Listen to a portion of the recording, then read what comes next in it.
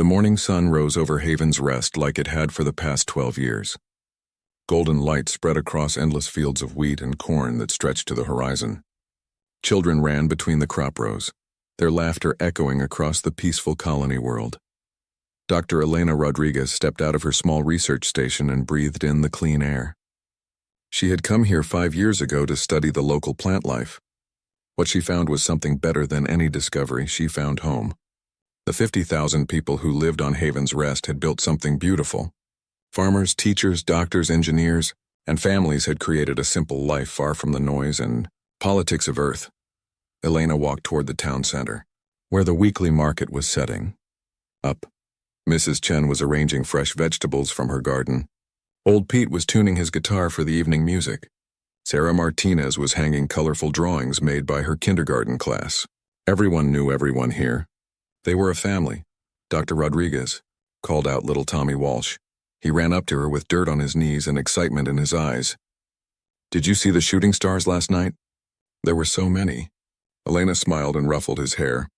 "Those weren't shooting stars, Tommy. Those were ships passing through space. Very far away." What Elena didn't know was that some of those ships were now much closer than anyone realized.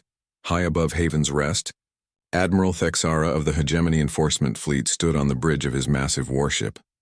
The alien commander was tall and thin with gray skin and cold yellow eyes. He looked down at the peaceful human world with disgust.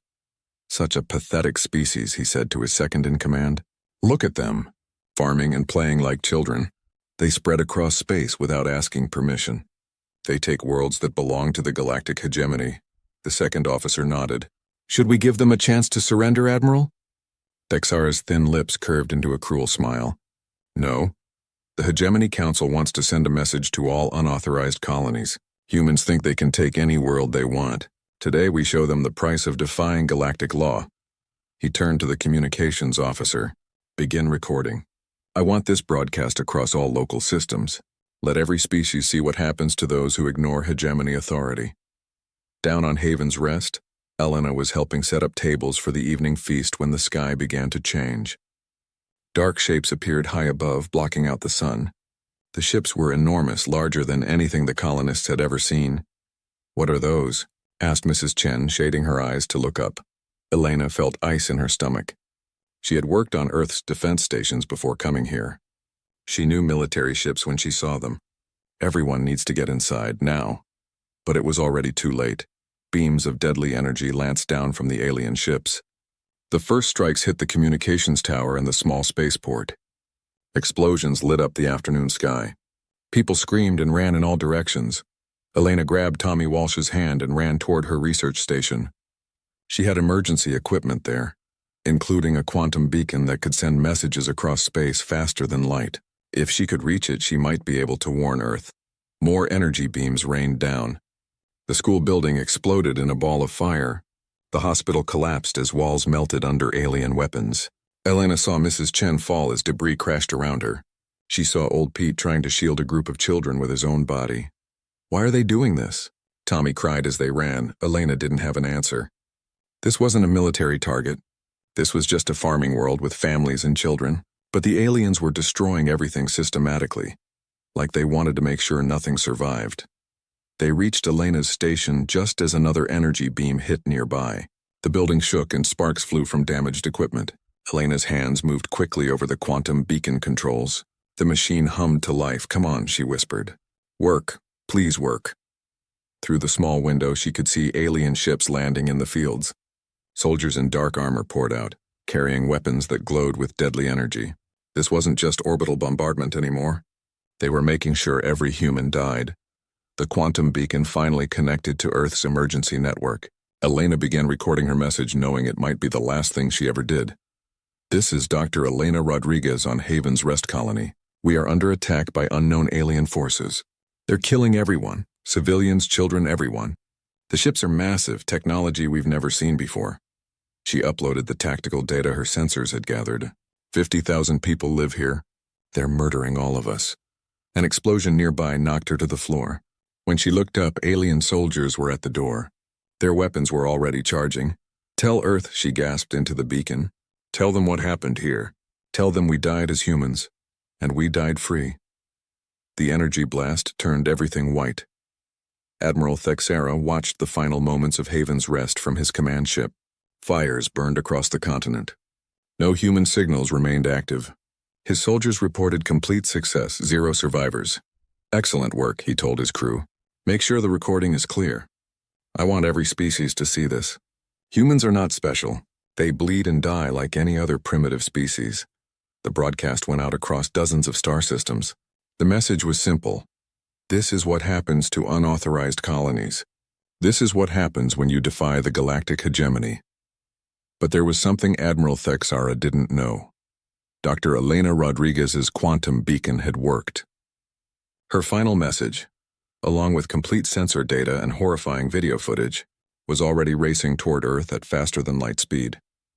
The signal arrived at Earth's Deep Space Monitoring Station 3 days later. The technician who received it was a young man named David Park.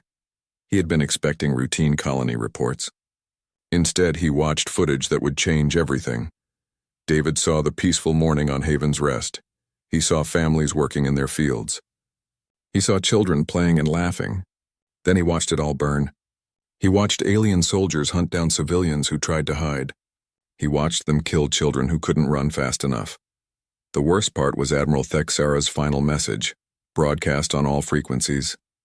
"Let this be a lesson to all unauthorized settlements.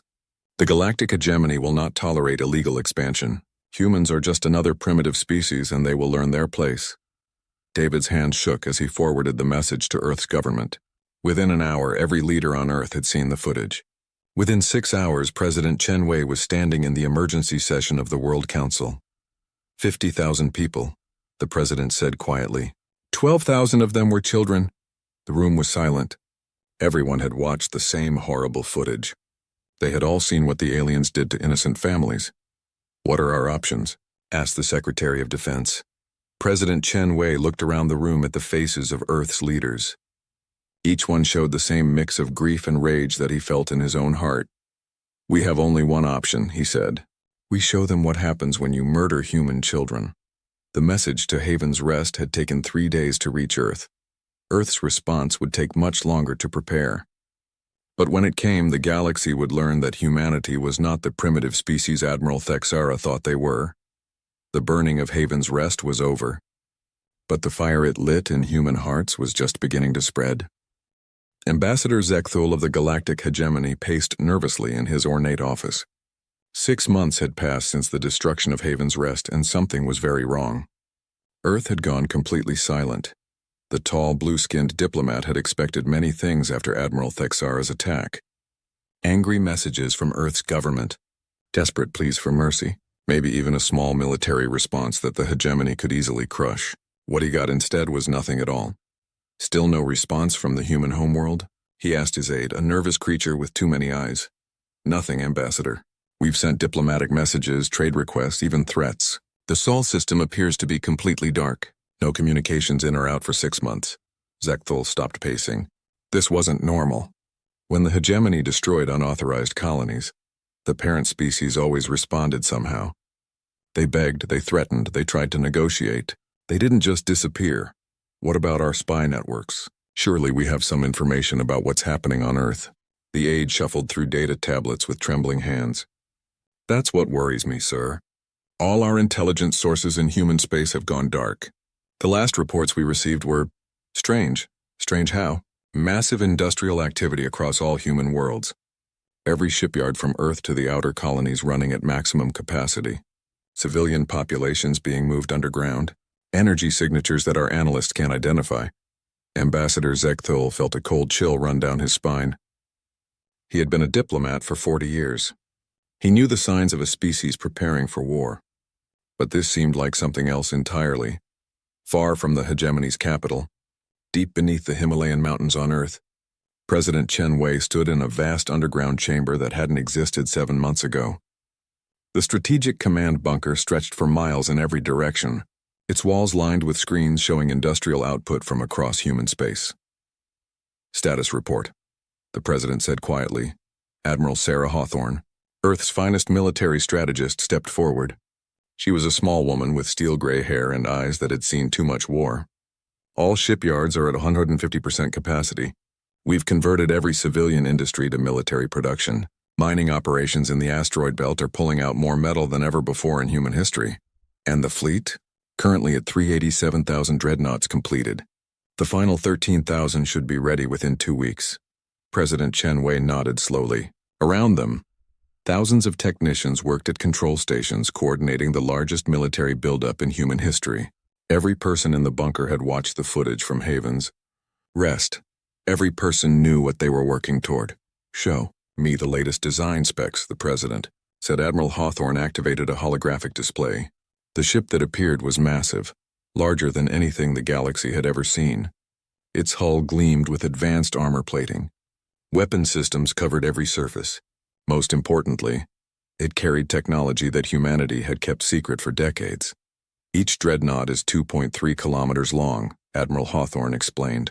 They're powered by quantum fusion reactors that generate more energy than some stars. The main weapons can crack a planet's crust from orbit. The shields can absorb direct hits from antimatter warheads. And they don't know we have this technology? No, sir. We've been very careful. For 50 years, we've let other species think our ships were primitive. We use simple designs for trade and exploration. Meanwhile, our real military research stayed hidden. President Chen Wei studied the hologram. It was beautiful and terrible at the same time. Each ship represented billions of work hours and unlimited resources. More importantly, each ship represented Earth's answer to Haven's Rest. Crew training? Complete. Every ship will be crewed by volunteers. We had more people apply than we could use. Turns out, when you show humans footage of children being murdered, they get motivated. In another part of the bunker, Dr. James Liu was putting the finishing touches on humanity's secret weapon. Not the ships themselves, but the technology that made them possible. Quantum displacement drives are ready, he reported to his team. Temporal shield generators are online. Probability manipulation systems are functioning within acceptable parameters. His assistant, Dr. Sarah Kim, looked up from her workstation. Are we really going to reveal all of this?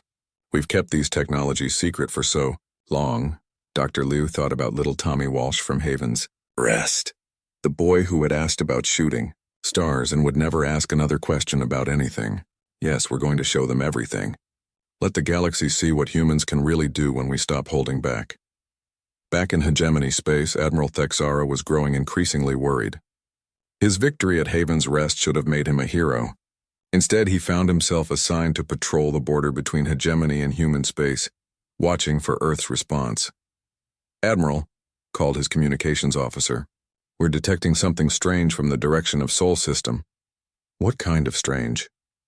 Energy readings, sir. Massive ones. It's like someone lit up a dozen stars in that system. Admiral Thexara moved to the sensor station. The readings were impossible. No known technology could generate that much power. Are you certain these readings are accurate? Yes, sir. And Admiral, they're getting stronger. Meanwhile, on the hegemony homeworld, the Council of Species was meeting in emergency session. Representatives from 100 different alien races filled the Great Chamber, all of them asking the same question. Where were the humans? 6 months of silence is unprecedented, declared Councillor Vextar, a mantis-like creature from the Outer Rim. When we destroyed the Keltharian colonies, they responded within days. The humans are probably building a small revenge fleet, said Councillor Mordoon, whose species resembled walking trees. Something to save face. We'll crush it easily and be done with this matter. But Councillor Zethkar, oldest and wisest of the assembly, shook his massive head. His species had lived for thousands of years and remembered when the humans first appeared in space. You're all making a mistake, he said in his deep, rumbling voice. You think humans are like other species. They're not. When humans go silent, it means they're planning something terrible. Ridiculous, scoffed Councillor Morden. They're a young species. Primitive. They've been in space for less than 200 years. Councillor Zethkar's ancient eyes fixed on the speaker. In those 200 years, they've colonized more worlds than most species manage in 2000. They've developed faster-than-light travel, terraforming technology and industrial capacity that matches civilizations 10 times older. And you think they're primitive? The chamber fell silent. Many councillors had never thought about humanity's rapid expansion in those terms. What are you suggesting? Asked Councillor Vextar. I'm suggesting that maybe we should have studied humans more carefully before we decided to murder their children. Back on Earth, President Chenwei received the final report from Admiral Hawthorne. Every dreadnought was complete. Every crew was trained. Every system was ready. 400,000 ships, he said quietly. One for every 8 people who died on Haven's Rest. The fleet is ready to depart on your order. Sir. President Chenwei thought about Dr. Elena Rodriguez, who had died trying to warn Earth. He thought about Tommy Walsh, who would never see another sunrise. He thought about Mrs. Chen and old Pete and Sarah Martinez and all the others who had just wanted to live in peace. Send a message to Admiral Thexara, he said finally. Tell him we received his broadcast from Haven's Rest. Tell him we found it very educational. Just that, sir? Just that. Let him wonder what we learned. As the message headed toward hegemony space, 400,000 dreadnoughts began moving toward the edge of the Sol system. The largest fleet in galactic history was about to emerge from the shadows, and with it the galaxy would learn what humans really were. The silence from Sol was about to end. And when it did, the galaxy would never be the same. The first detection came from a hegemony listening post on the edge of human space. Sensor operator Clicks was finishing his shift when every alarm in the station began screaming at once. "What's happening?" shouted his supervisor, rushing to the control station.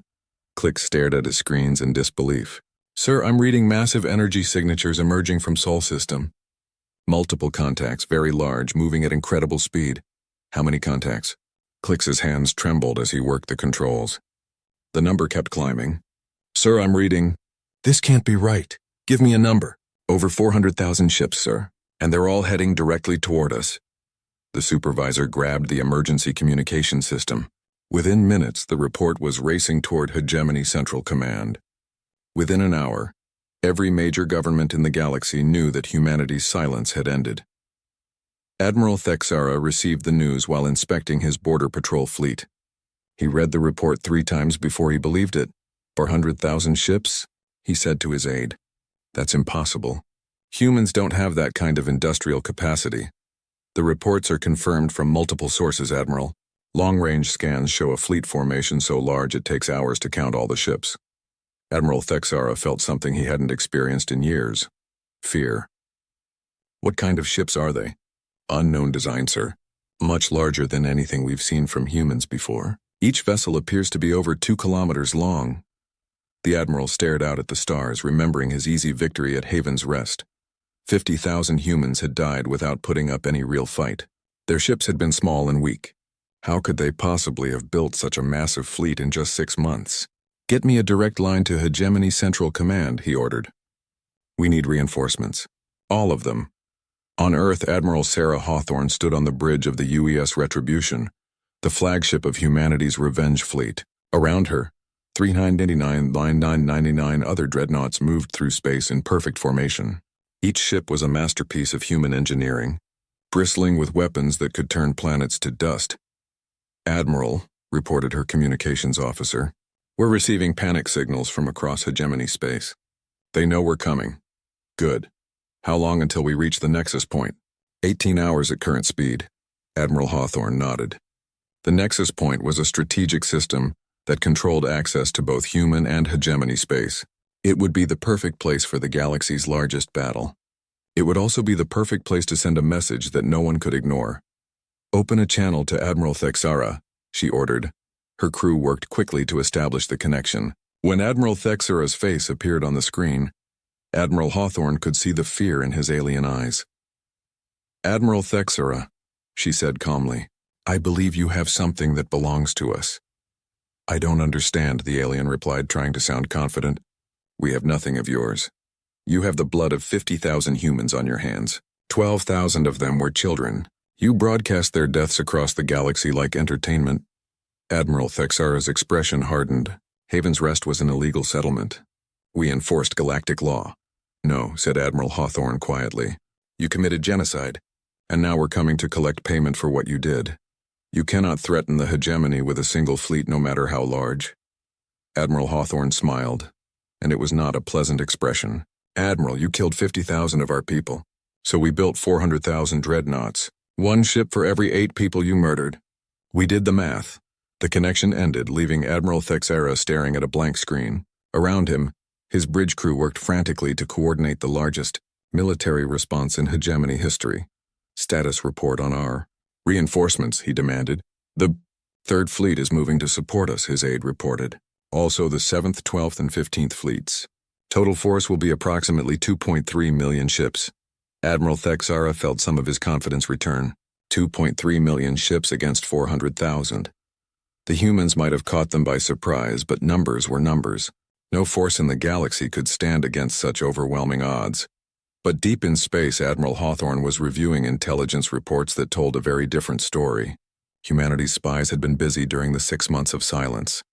Analysis of hegemony fleet composition, she said to her tactical officer. Their ships are primarily focused on overwhelming weaker opponents through numbers, came the reply. Most vessels are 200, 300 years old. Weapon systems are outdated. Armor plating is insufficient by our standards. Shield technology is primitive. And our dreadnoughts? Each one could engage 50 hegemony ships simultaneously and maintain superiority. Our quantum fusion reactors generate 10 times more power than their largest vessels. Our weapons can penetrate their strongest shields like paper. Admiral Hawthorne studied the tactical projections. It wouldn't even be a fair fight. But fair wasn't the point. Justice was the point. Across the galaxy, news of the approaching human fleet spread like wildfire. On the hegemony homeworld, the Council of Species met an emergency session. This is madness, declared Councillor Morden. Humans cannot possibly challenge the combined might of the hegemony. Can't they? Asked Councillor Zethkar. How do you think they built 400,000 ships in 6 months? How do you think they've been colonizing worlds faster than any species in galactic history? You're suggesting they've been hiding their true capabilities? I'm not suggesting it. I'm stating it as fact. We never paid attention to human industrial capacity because we dismissed them as primitive. Now we're about to learn how wrong we were. In the Great Chamber, 100 different species argued about how to respond to the human threat. Some wanted to negotiate. Others demanded immediate attack. A few suggested running away entirely. But on the bridge of the UES Retribution, Admiral Hawthorne wasn't interested in any of those options. She was looking at a memorial wall that filled one entire side of her command center. 50,000 names were etched into the metal, one for each person who died on Haven's Rest. Tommy Walsh, age 7, she read aloud. Sarah Martinez, age 34. Elena Rodriguez, age 41. She paused at each name, remembering faces from the footage that had started this war. Admiral, her communications officer called out. The hegemony fleet is taking position at the nexus point. They're requesting terms for surrender. Surrender? Admiral Hawthorne laughed, but there was no humor in it. Tell them that humans don't accept surrender from child killers. Tell them they should have thought about terms before they decided to murder families. As the human fleet approached the nexus point, every ship in both fleets prepared for battle. The hegemony forces arranged themselves in traditional formation, hoping their numbers would intimidate the smaller human fleet. They were about to learn that humans had spent 50 years developing weapons and tactics that made traditional warfare obsolete. All ships, Admiral Hawthorne broadcast to her fleet, remember Haven's Rest, remember why we're here. Today we show the galaxy what happens when you mistake human mercy for weakness. 400,000 dreadnoughts acknowledged her message and prepared to enter combat. Each crew member knew they were about to make history. Each ship carried enough firepower to destroy entire worlds, but more importantly, each human in the fleet carried something that no alien could understand: the absolute certainty that they were fighting for justice. The greatest battle in galactic history was about to begin, and the humans had already won it in their hearts. The Nexus Point had never seen anything like this. 2 massive fleets faced each other across the darkness of space.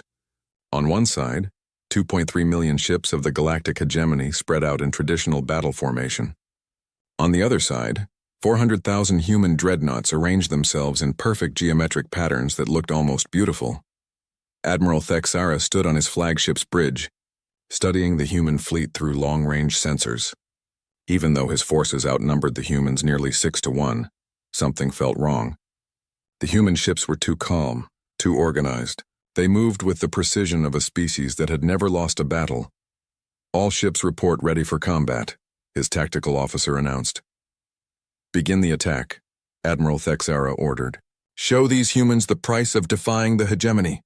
The first wave of hegemony ships rushed forward, weapons charging.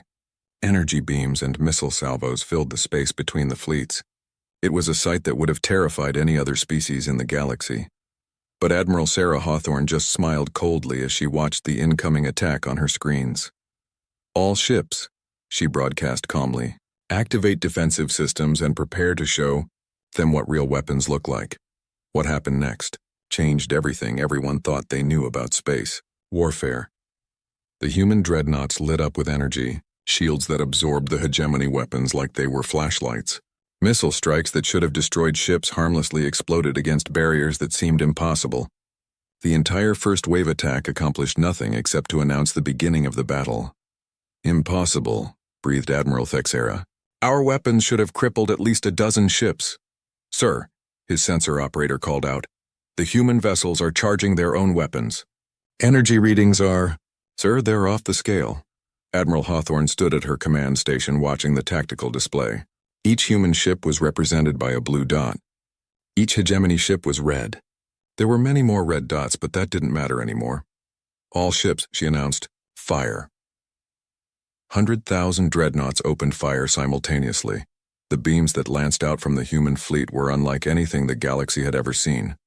They weren't simple energy weapons. They were focused streams of quantum fire that could burn through anything. Each beam found its target with impossible accuracy. Hegemony ships didn't just explode, they simply ceased to exist, transformed into expanding clouds of superheated plasma. In the first 30 seconds, 10,000 hegemony vessels were destroyed. Evasive maneuvers. Admiral Thexera screamed into his communication system. All ships evasive maneuvers. But there was nowhere to run. The human weapons moved at the speed of light and adjusted their targeting faster than any ship could dodge. Worse, the humans were fighting with cold precision that was more terrifying than any battle rage. On the UES Retribution, Admiral Hawthorne watched the destruction with no emotion on her face. Each exploding hegemony ship represented justice for Haven's Rest. Each death paid back the murder of innocent humans. Status report, she said, calmly. Enemy fleet strength down to 2.1 million ships, her tactical officer reported. Our losses 0. Continue firing. All targets are valid. The battle became a methodical slaughter. Human dreadnoughts moved through the hegemony fleet like death itself, their weapons reaching out to destroy everything they touched. The aliens tried every tactic they knew, ramming attacks, coordinated strikes, even suicide runs. Nothing worked. Worse for the hegemony forces, they began to realize that the humans weren't just technologically superior. They were psychologically different. Where other species might show mercy or accept surrender, the human fleet systematically destroyed every ship it encountered. Admiral Thexera's communications officer called out, "We're receiving surrender requests from over 300 ships." "Should I?" "No." Admiral Hawthorne's voice cut across all frequencies. "Humans don't accept surrender from child killers. You wanted to show the galaxy what happens to unauthorized colonies. Today we show you what happens to those who murder children." Admiral Thexera felt true terror for the first time in his long military career. This wasn't a battle, it was an execution, and every human ship was an executioner carrying out a death sentence. "All ships," he broadcast desperately, "retreat to secondary positions. We need to regroup." But the human dreadnoughts followed relentlessly. Their speed was impossible, their coordination perfect. It was like fighting a single organism with 400,000 claws, each one deadly beyond imagining. As the hours passed, the hegemony fleet was systematically destroyed. Ships that had served proudly for centuries were reduced to wreckage in minutes. Crews that had conquered dozens of worlds found themselves helpless against human technology that seemed like magic. "Sir," Admiral Thexera's aide said quietly, "we've lost over half our fleet. Maybe we should consider..." "Consider what?" the Admiral snapped. "Surrender? You heard what they said. They're not taking prisoners." On the UES Retribution, Dr. James Liu was monitoring the battle from the science station. As the creator of many of the weapons being used, he felt a mix of pride and sadness watching them work. "Admiral," he reported to Admiral Hawthorne, "our quantum displacement cannons are performing beyond expectations. The temporal shield generators are holding perfectly. The probability manipulation systems are giving us targeting accuracy of 99.97%. How long can we maintain this rate of fire? Indefinitely. Our quantum fusion reactors are barely working at 10% capacity. Admiral Hawthorne nodded. They could have wiped out the entire hegemony fleet in the first hour if they had wanted to. But this needed to be a lesson, not just a victory. Every species in the galaxy was watching this battle. They needed to see that humans were not the primitive species they had believed. Sir, Admiral Thexara's sensor operator suddenly called out. The human flagship is moving directly toward us. Admiral Thexara looked at his tactical display. The massive human dreadnought was indeed heading straight for his position, cutting through his escort ships like they weren't even there. All remaining ships, he ordered. Protect the flagship, everything you have. 50 hegemony ships moved to intercept the UES Retribution. Their weapons fired continuously, creating a storm of energy that lit up space for thousands of kilometers. The human dreadnought flew through the attack without slowing down. Its shields absorbed punishment that should have vaporized any ship ever built. When it returned fire, the 50 interceptors simply vanished. Admiral Hawthorne stood on her bridge watching Admiral Thexara's flagship grow larger on the screen. She thought about little Tommy Walsh, who had asked her about shooting stars and would never ask another question. She thought about Dr. Elena Rodriguez, who had died trying to warn Earth. She thought about all the families who had just wanted to live in peace. Disable their engines and weapons, she ordered. I want to have a conversation with Admiral Thexara. Precise quantum beams lanced out from the UES Retribution. Admiral Thexara's flagship shuddered as its propulsion systems were surgically destroyed. Secondary explosions disabled the weapon systems. In less than a minute, the mighty hegemony warship was reduced to a helpless hulk. Admiral Thexara, Admiral Hawthorne broadcast. Your fleet is destroyed. Your ship is disabled. Prepare to be boarded. Around them, the space near the nexus point was filled with the wreckage of the once mighty hegemony fleet. Of the 2.3 million ships that had entered the battle, fewer than 50,000 remained. Most of those were fleeing toward the edge of the system, carrying news of humanity's terrible victory to the rest of the galaxy. The largest space battle in galactic history was over, and the humans had won it so completely that it would be remembered as the day the galaxy learned to fear the species from Sol. The boarding tubes connected with a soft thud that echoed through Admiral Thexara's disabled flagship. The alien commander stood in his ruined bridge, surrounded by sparking consoles and the bodies of his crew. He had ordered his remaining officers to lay down their weapons. There was no point in fighting anymore. The airlock opened and human soldiers entered. They moved with the same cold precision their ships had shown in battle. Their armor was black as space and their weapons hummed with barely contained energy. But it was their eyes that made Admiral Thexara step backward. They looked at him like he was already dead. Admiral Sarah Hawthorne entered last. She was smaller than most of her soldiers, but when she looked at Admiral Thexara, he felt like he was staring into the heart of a supernova. Admiral Thexara, she said quietly, we meet at last. You have won, the alien said, trying to maintain his dignity. What do you want? I want to show you something. Admiral Hawthorne activated a holographic projector. The bridge filled with images from Haven's Rest. The peaceful morning, the children playing, the families working in their fields. Then came the attack, the burning buildings, the systematic murder of civilians. Do you remember this? Admiral Hawthorne asked. Admiral Thexara watched the footage without expression. It was a legitimate military operation against an unauthorized colony. These were children. They were illegal settlers. Admiral Hawthorne nodded slowly. I see. So when you saw 7-year-old Tommy Walsh running through the cornfields, you thought illegal settler. When you watched Mrs. Chen arranging vegetables in the market, you thought unauthorized colonist. When your soldiers hunted down families hiding in their homes, you thought legitimate military operation. The Hegemony Council ordered you to murder 50,000 innocent people. And you did it. Worse, you broadcast it across the galaxy like entertainment. Admiral Hawthorne walked to the large view screen that dominated the bridge. Outside, space was filled with the wreckage of the Hegemony fleet. Thousands of ships had been reduced to glowing debris. The survivors were fleeing in all directions, carrying word of humanity's victory to every corner of the galaxy. Do you know what this is? She asked, gesturing to the destruction. It's your victory. No, this is a memorial service. Every ship we destroyed represents 8 people you killed on Haven's Rest. Every explosion is a prayer for the innocent dead.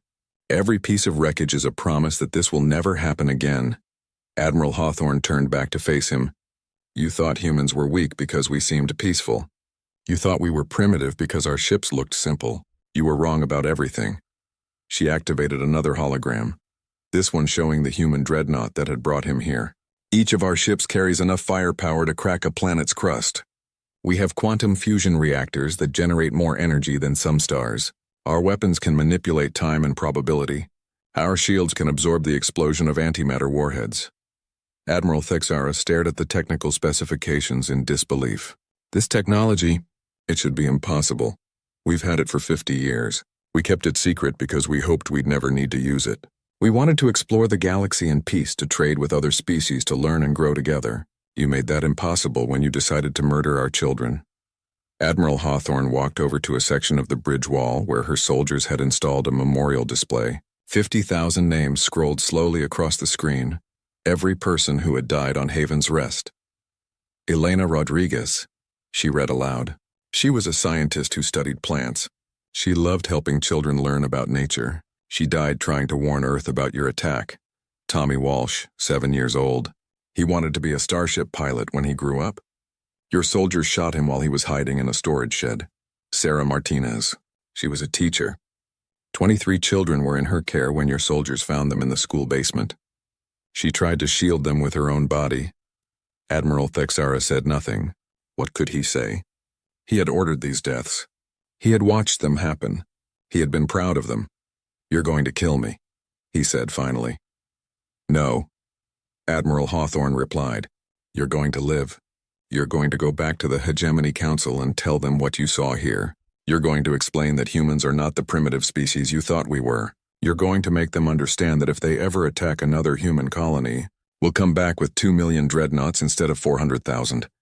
She gestured to her soldiers, who began preparing to leave. Your ship's life support is intact. Emergency power will last for weeks. Someone will come for you eventually. Wait, Admiral Thexara called out as they reached the airlock. Why spare me? Admiral Hawthorne paused. Because someone needs to tell the galaxy what happened here. Someone needs to explain that we didn't want this war. We just wanted to live in peace. But when you force humans to fight, this is what happens. We are many. We are strong.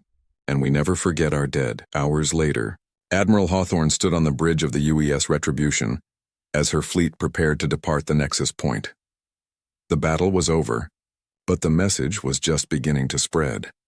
Admiral, her communications officer reported, we're receiving surrender offers from 17 different hegemony worlds. They're asking for terms. Tell them that Earth doesn't want their surrender. We want them to leave us alone. Any human colony that's attacked will result in their homeworld being visited by our fleet. Make sure they understand that. And the survivors from the battle? Admiral Hawthorne looked at the tactical display.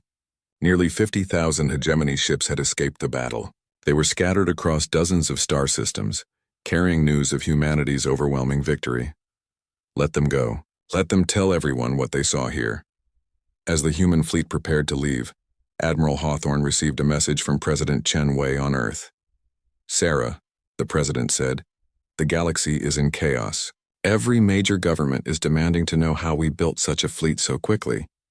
They want to negotiate to establish new treaties to apologize for what happened. What do you want me to tell them? Tell them the truth. Tell them that humans have been holding back for decades. Tell them we never wanted to conquer anyone. We just wanted to be left alone. But tell them that if they force us to fight again, the response will be even worse. Admiral Hawthorne nodded. And the fleet? Bring our people home. But keep the ships ready. Something tells me the galaxy won't learn this lesson as quickly as we hope. 3 months later, Admiral Hawthorne stood in a different place entirely.